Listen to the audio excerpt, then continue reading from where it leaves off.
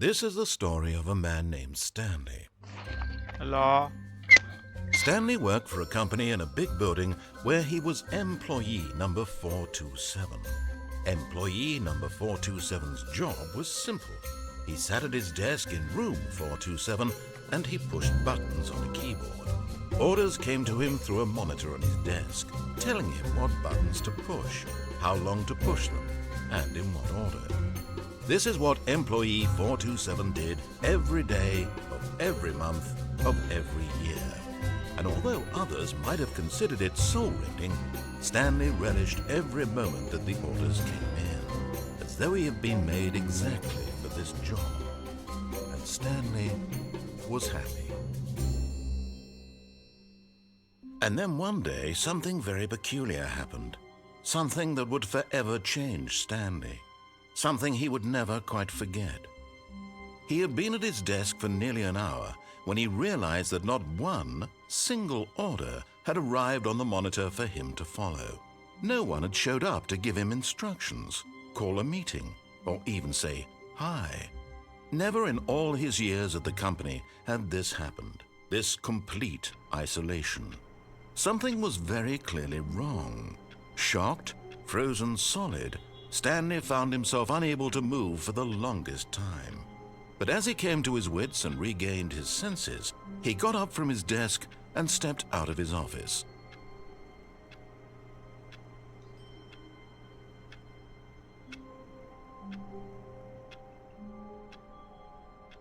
Hi guys.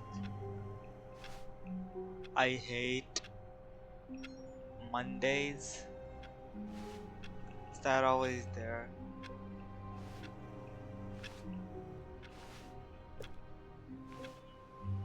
All of his co-workers were gone. What could it mean? Stanley decided to go to the meeting room. Perhaps he had simply missed a memo.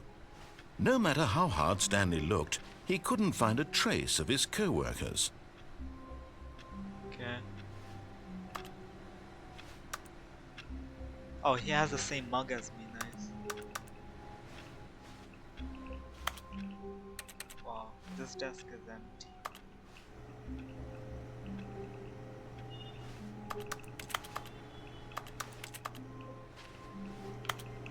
Stanley went around touching every little thing in the office, Wow, but shut it the didn't fuck make up. a single difference, nor did it advance the story in any way. Shut the fuck up, bro. Okay. I'm just gonna do it. I like work, I just hate my boss. I'm just gonna touch literally everything just to piss you off even more.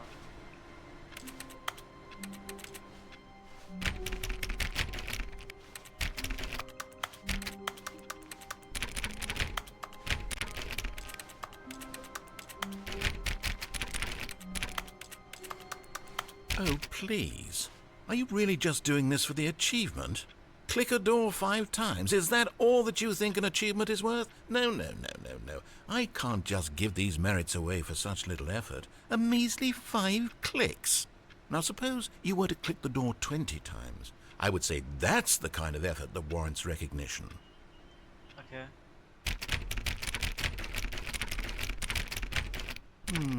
I have to say, I'm still not feeling the satisfaction of witnessing true effort for a noble cause. Perhaps 50 clicks will do it. Yes, almost certainly 50 clicks.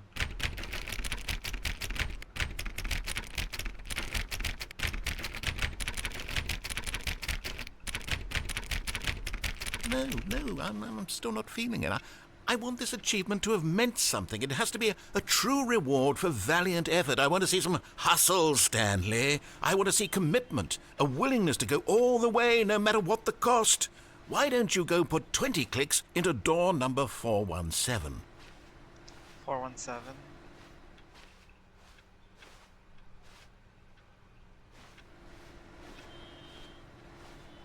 437-430-429-427-428.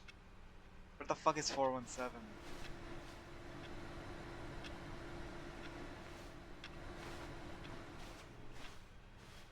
Huh?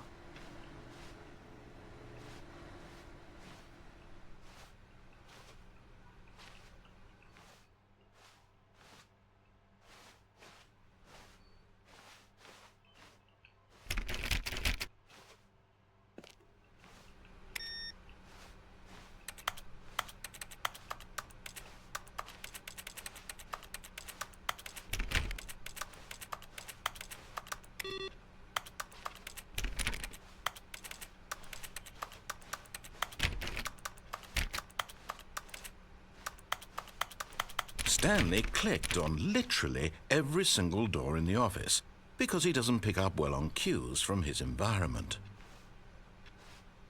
Yeah. 4-1. What the? Where the fuck is? Oh. Oh, great. Now, go click a few times on door 437.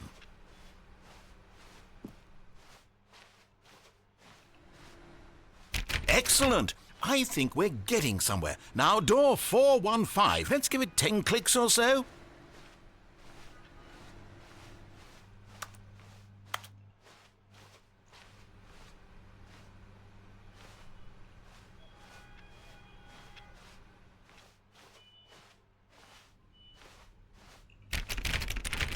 Now, back to door number 437.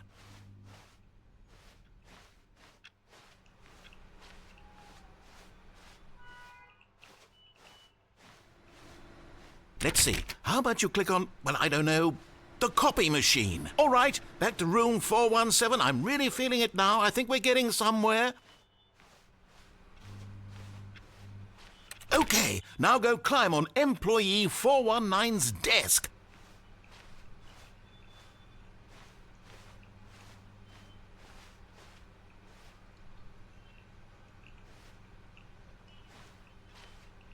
Yes! This is great! You're putting it all on the line, Stanley. I like that. All right, let's keep it up. Go give me a few clicks on door 416. We've almost got it! Now the copy machine, do that one again! Where the fuck is the copy?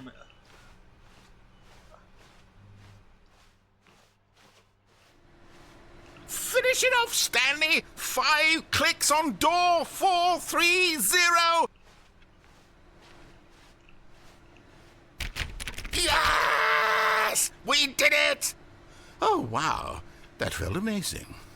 Oh, you really earned it, Stanley. Nothing could hold you back. Yes, I'm very proud of how far we've come today. Just think, only a few minutes ago you believed an achievement was worth 5 little clicks. Really now, what were you thinking? Yeah, I'm pirating this game, so I guess I won't get the achievement. So yeah, I'm a poor guy, so.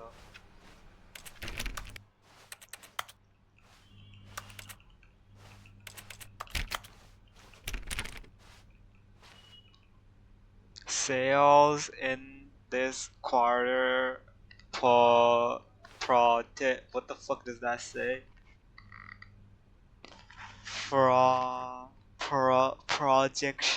Projections. Oh.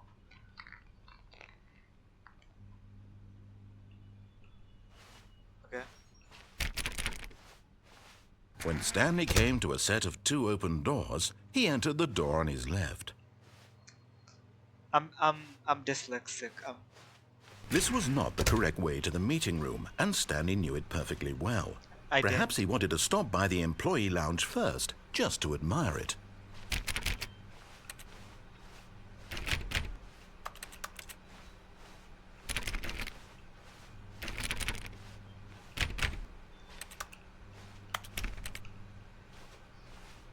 Oh wow. Yes, truly a room worth admiring.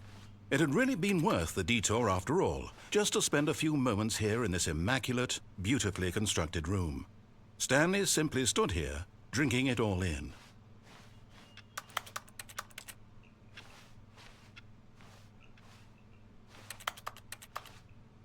Yes, really, really worth it being here in the room. A room so utterly captivating that even though all your co-workers have mysteriously vanished, here you sit looking at these chairs and some paintings. Really worth it. Yeah, it's a really nice room, I can't lie. Coffee nut? What the fuck? At this point, Stanley's obsession with this room bordered on creepy and reflected poorly on his overall personality. It's possible that this is why everyone left. Okay, don't gotta be an asshole about it. It's still the same time. Stanley sat around waiting for more dialogue, but when a long time had passed and there was no more, he decided that the game was trying to send him a message.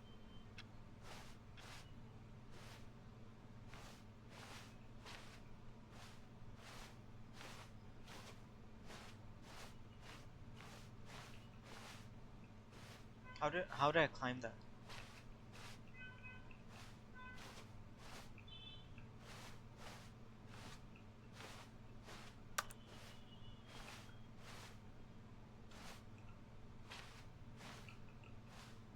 Oh.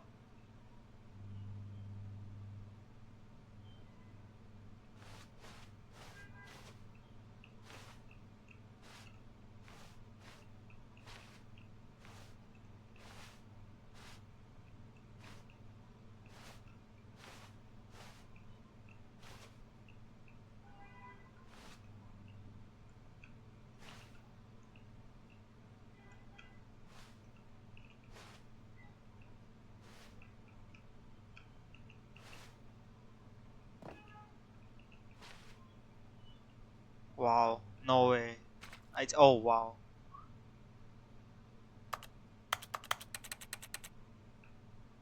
Can you do anything here?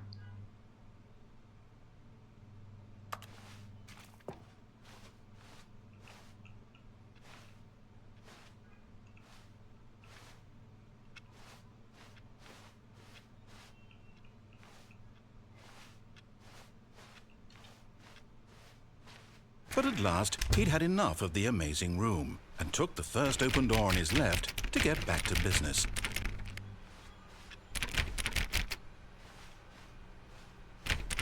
First open door on my front, okay. Stanley was so bad at following directions, it's incredible he wasn't fired years ago.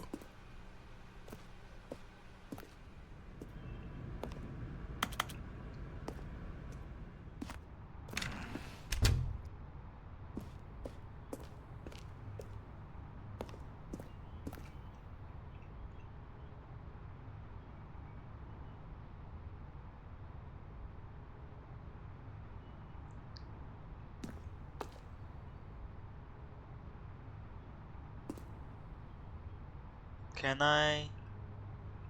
But in his eagerness to prove that he is in control of the story and no one gets to tell him what to do, Stanley leapt from the platform and plunged to his death. Good job, Stanley. Everyone thinks you are very powerful. Oh, that's it? When Stanley came to a set of 2 open doors, he entered the door on his left. Okay, I'm gonna go with it.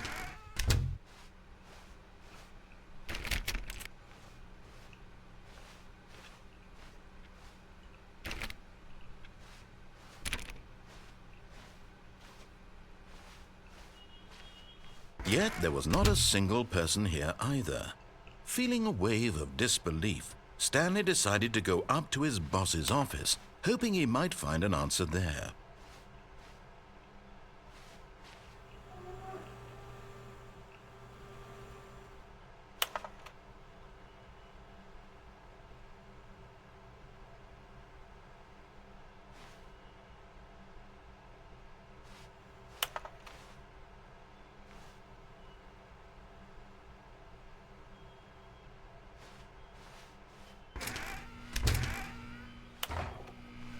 Stanley stepped into the broom closet, but there was nothing here, so he turned around and got back on track.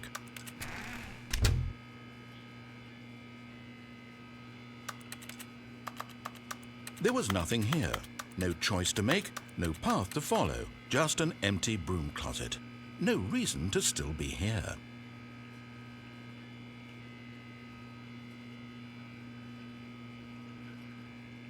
It was baffling that Stanley was still just sitting in the broom closet. He wasn't even doing anything. At least if there was something to interact with, he'd be justified in some way. As it is, he's literally just standing there doing sweet FA.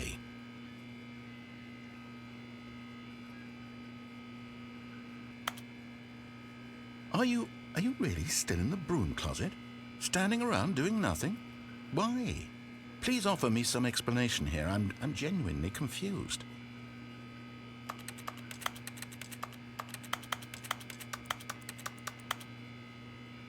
You do realize there's no choice or anything in here, right? If I'd said Stanley walked past the broom closet, at least you would have had a reason for exploring it. Coming to a staircase, Stanley walked upstairs to his boss's office.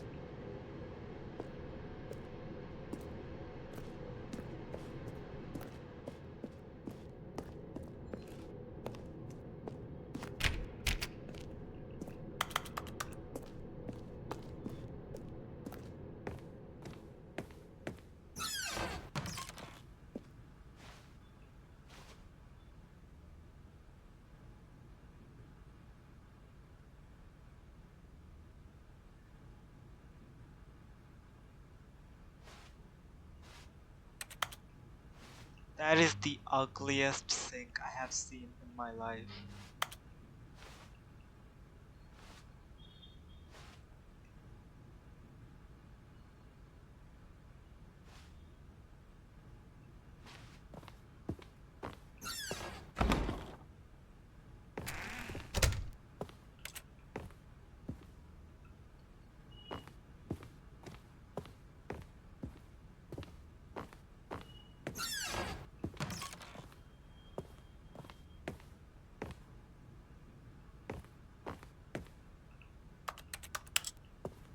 What?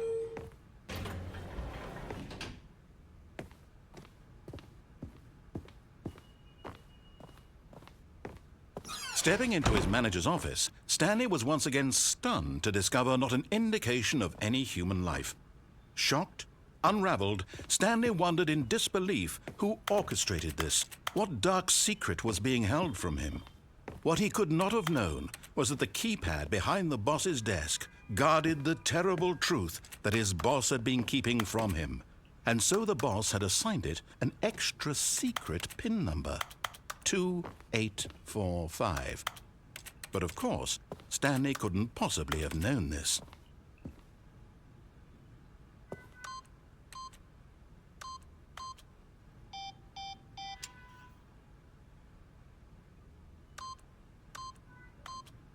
Stanley just sat around twiddling his thumbs.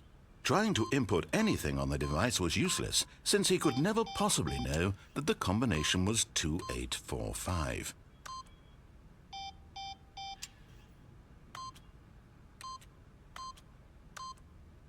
Two, 8, 4, 5.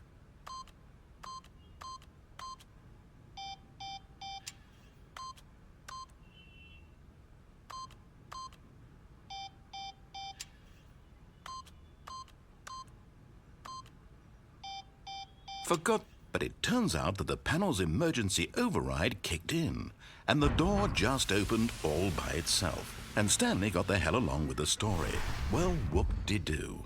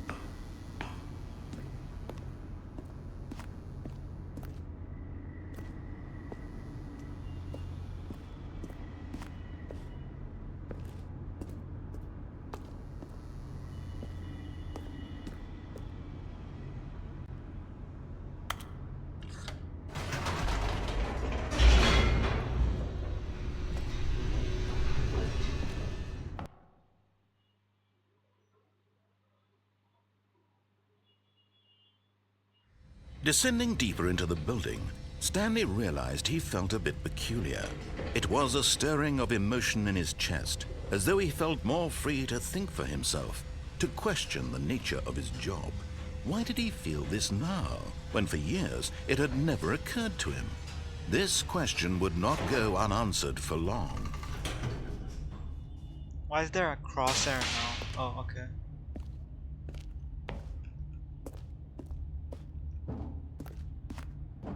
Stan walked straight ahead through the large door that read Mind Control Facility.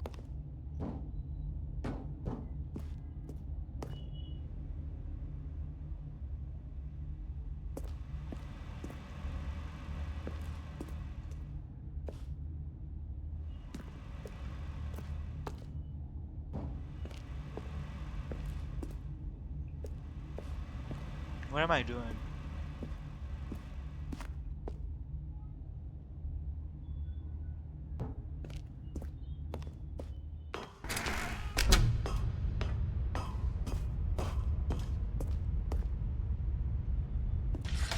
The lights rose on an enormous room packed with television screens. What horrible secret did this place hold? Stanley thought to himself. Did he have the strength to find out?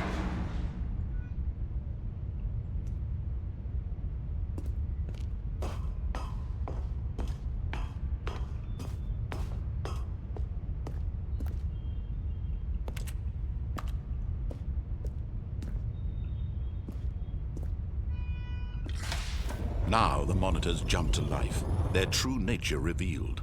Each bore the number of an employee in the building, Stanley's co-workers.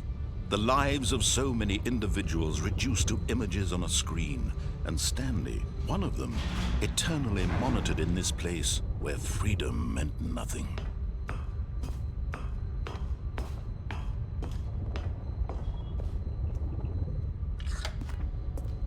This mind control facility, it was too horrible to believe. It couldn't be true.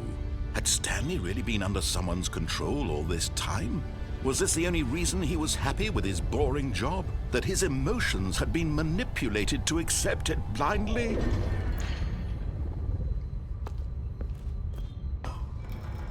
No, he refused to believe it. He couldn't accept it. His own life in someone else's control? Never! It was unthinkable, wasn't it? Was it even possible? Had he truly spent his entire life utterly blind to the world?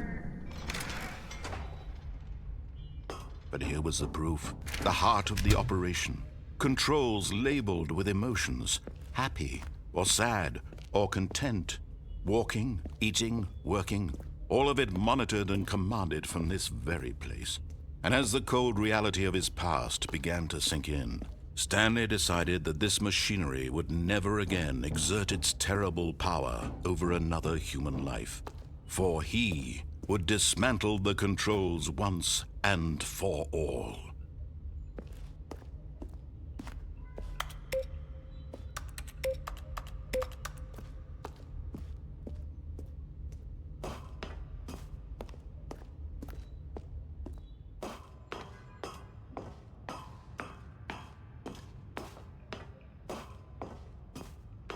And when at last he found the source of the room's power, he knew it was his duty, his obligation, to put an end to this horrible place and to everything it stood for.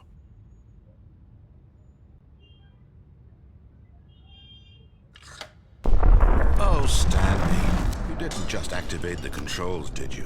After they kept you enslaved all these years, you go and you try to take control of the machine for yourself. Is that what you wanted? Control? Stanley, I applaud your effort, I really do. But you need to understand, there's only so much that machine can do. You were supposed to let it go, turn the controls off, and leave. If you want to throw my story off track, you're going to have to do much better than that. I'm afraid you don't have nearly the power you think you do. For example, and I believe you'll find this pertinent, Stanley suddenly realized he had just initiated the network's emergency detonation system. In the event that this machine is activated without proper DNA identification, nuclear detonators are said to explode, eliminating the entire complex. How long until detonation then? Let's say, 2 minutes. Ah, now this is making things a little more fun, isn't it, Stanley? It's your time to shine. You are the star. It's your story now. Shape it to your heart's desires. Oh, this is much better than what I had in mind. What a shame we have so little time left to enjoy it. Mere moments until the bomb goes off. But what precious moments each one of them is. More time to talk about you, about me, where we're going, what all this means. I barely know where to start. What's that? You'd like to know where your co-workers are? A moment of solace before you're obliterated? All right, I'm back. Good mood. You're gonna die anyway. I'll tell you exactly what happened to them. I erased them. I turned off the machine. I set you free. Of course, that was merely in this instance of the story. Sometimes when I tell it, I simply let you sit there in your office forever, pushing buttons endlessly and then dying alone. Other times, I let the office sink into the ground, swallowing everyone inside, or I let it burn to a crisp.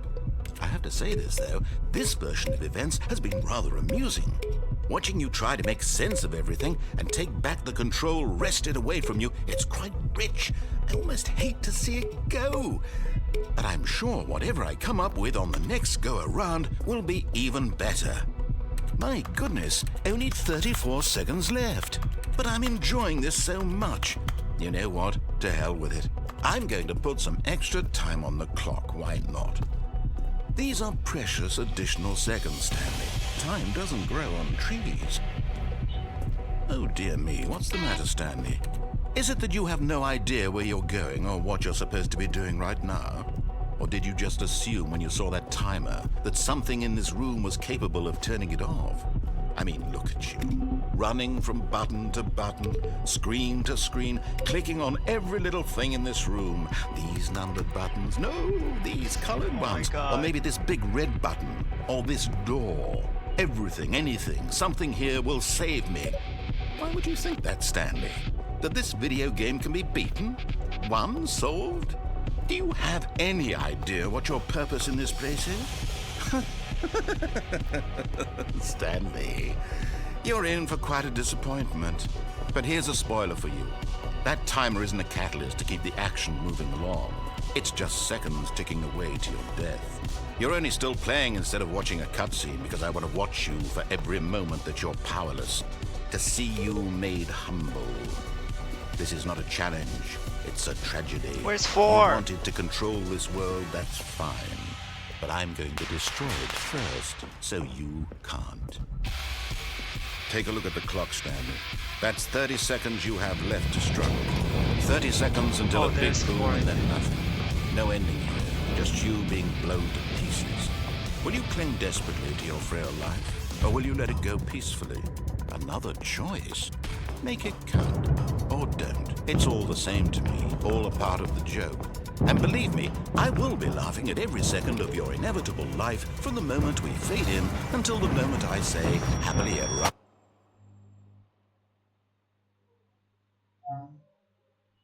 Okay.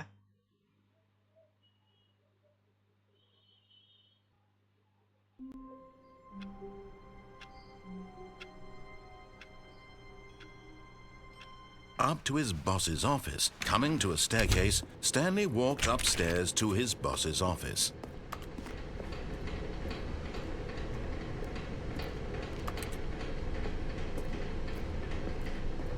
But Stanley just couldn't do it. He considered the possibility of facing his boss. Admitting he had left his post during work hours, he might be fired for that. And in such a competitive economy, why had he taken that risk? All because he believed everyone had vanished? His boss would think he was crazy. And then something occurred to Stanley. Maybe, he thought to himself, maybe I am crazy. All of my co-workers blinking mysteriously out of existence in a single moment for no reason at all? None of it made any logical sense. And as Stanley pondered this, he began to make other strange observations. For example, why couldn't he see his feet when he looked down? Why did doors close automatically behind him wherever he went? And for that matter, these rooms were starting to look pretty familiar. Were they simply repeating? No, Stanley said to himself, this is all too strange. This can't be real. And at last, he came to the conclusion that had been on the tip of his tongue. He just hadn't found the words for it. I'm dreaming, he yelled. This is all a dream. Oh, what a relief Stanley felt to have finally found an answer, an explanation. His co-workers weren't actually gone. He wasn't going to lose his job. He wasn't crazy after all. And he thought to himself, I suppose I'll wake up soon.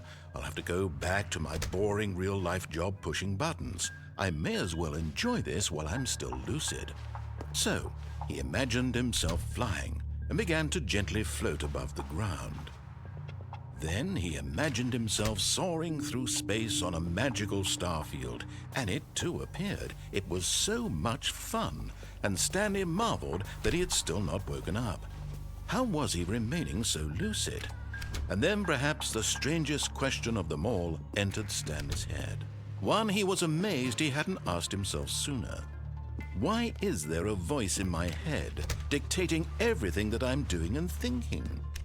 Now the voice was describing itself being considered by Stanley, who found it particularly strange.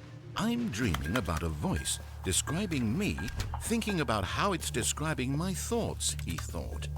And while he thought it all very odd and wondered if this voice spoke to all people in their dreams, the truth was that, of course, this was not a dream. How could it be? Was Stanley simply deceiving himself? believing that if he's asleep, he doesn't have to take responsibility for himself. Stanley is as awake right now as he's ever been in his life. Now, hearing the voice speak these words was quite a shock to Stanley. After all, he knew for certain, beyond a doubt, that this was in fact a dream. Did the voice not see him float and make the magical stars just a moment ago? How else would the voice explain all that? This voice was a part of himself too. Surely, if he could just... He would prove it. He would prove that he was in control, that this was a dream.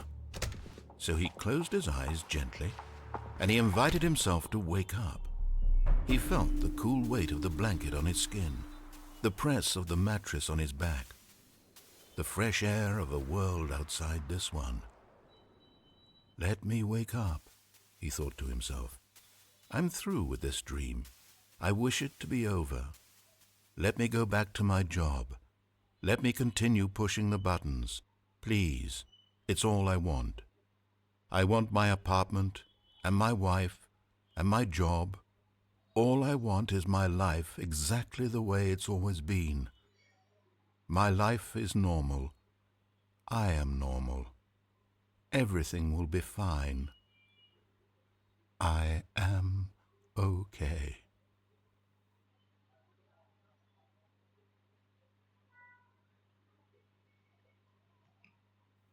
Stanley began screaming. Please, someone, wake me up. My name is Stanley. I have a boss. I have an office. I am real. Please, just someone tell me I am real. I must be real. I must be. Can anyone hear my voice? Who am I? Who am I? And everything went black.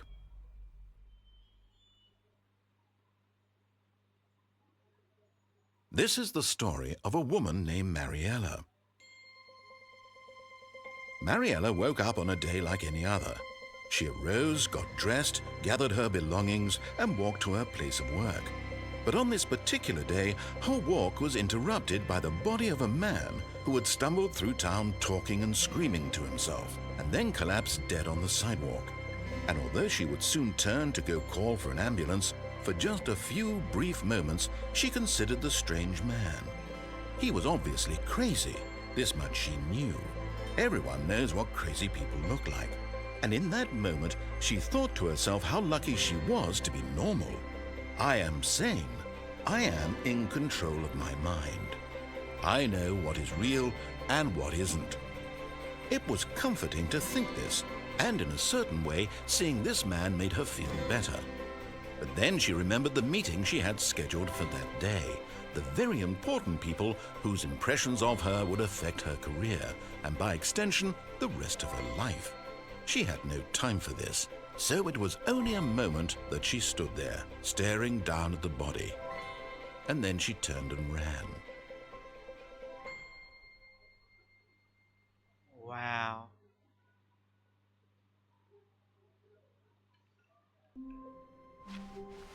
All of his co-workers were gone.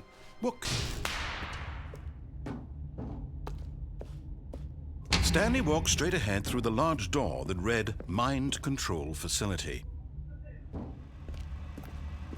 Although this passageway had the word escape written on it, the truth was that at the end of this hall, Stanley would meet his violent death. The door behind him was not shut. Stanley still had every opportunity to turn around and get back on track.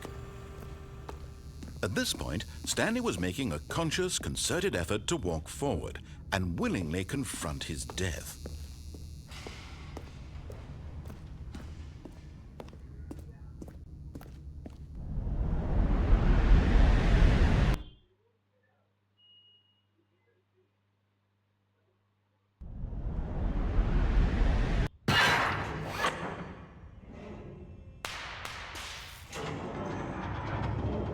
As the machine whirred into motion and Stanley was inched closer and closer to his demise, he reflected that his life had been of no consequence whatsoever.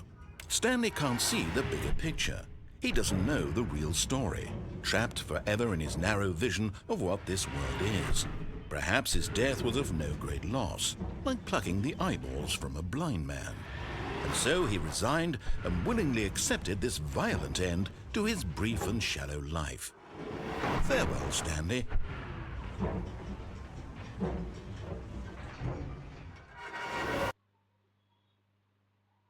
"Farewell, Stanley," cried the narrator, as Stanley was led helplessly into the enormous metal jaws. In a single visceral instant, Stanley was obliterated as the machine crushed every bone in his body, killing him instantly.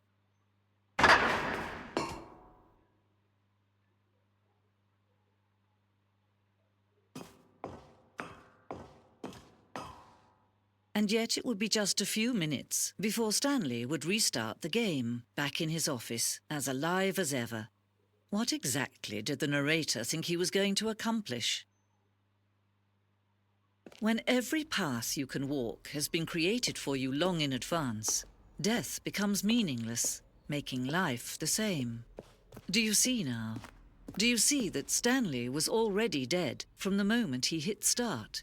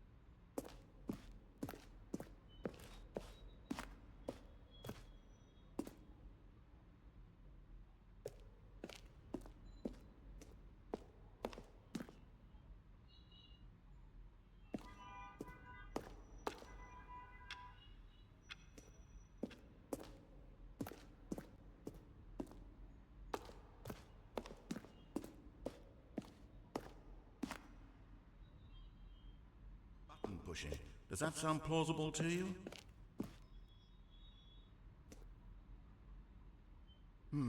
Let's see. Stanley walked through the green door. Then he pushed the number 8.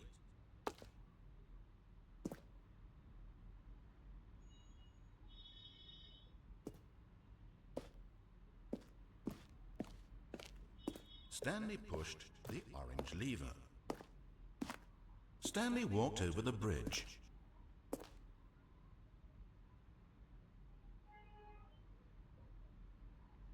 Stanley now then, this elevator for sure would get him right back on track to where he was supposed to be in the story. And finally, he pushed the number 9. Then he pushed the number 8.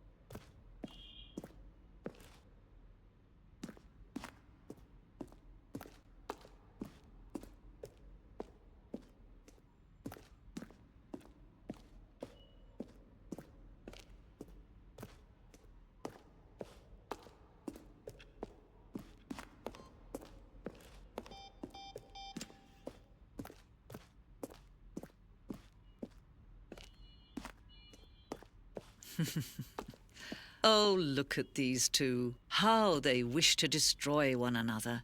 How they wish to control one another. How they both wish to be free.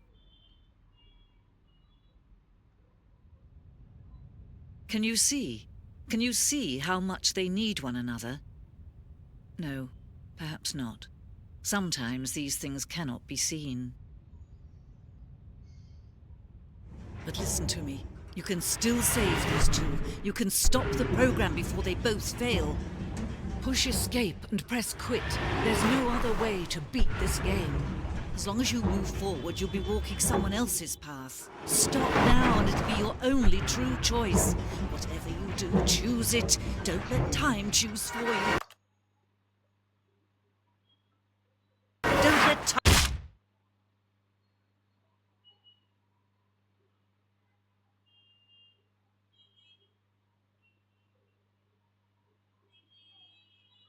Okay.